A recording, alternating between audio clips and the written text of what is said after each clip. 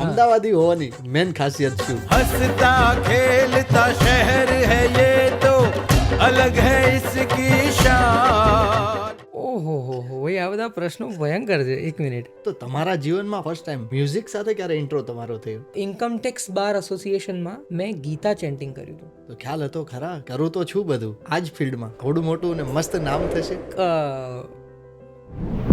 First time પહેલું song કયું હતું જેના લીધે તમે ઇન્ડસ્ટ્રીમાં એસ્ટાબ્લિશ થયા અને લોકો આ કુશલને ઓળખતા થયા?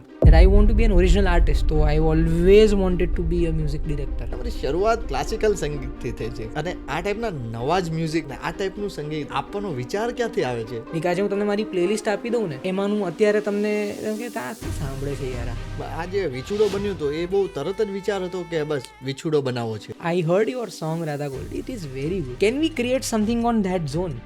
રાધા ગોવલડીની આપણે વાત કરી, અઘોરી મ્યુઝિક, કેવો રહ્યો આ અનુભવ? એ અવાજ મેં માઇકમાં નથી કર્યો, એ મારા ફોનમાં રેકોર્ડ કરેલું છે, ફ્લાઇટની અંદર બેઠા બેઠા બાથરૂમમાં જઈને. આમિર ખાન પ્રોડક્શનની વાત કરીએ, સિક્રેટ સુપરસ્ટારમાં પણ તમે એક સોંગ ગાયેલું છે. આ ગીત બહાર આવે ના આવે, બિકોઝ મેક્સિમમ ટાઈમ એવું થાય કે તમે ગાયું હોય બહાર આવે ના આવે. મેં કીધું હું જે માઇકની સામે ગાવા જઈ રહ્યો છું એ માઇકની સામે અરિજીત સિંઘે ફિતુર ગાયેલું.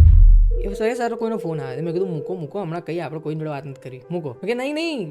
પછી મેં નંબર જોયો ને તો બોમ્બેનો નંબર હતો. મેં ફોન ઉપાડ્યો. Hello, hi Kushal, this is Aamir here. મેં કીધું ઓ બાપ રે. તો કોઈ પણ તમે એક સોંગ રેડી કરો છો તો સ્ટાર્ટિંગ ટુ એન્ડ પ્રોસેસ શું હોય છે? The process is random, that is why it is a performance.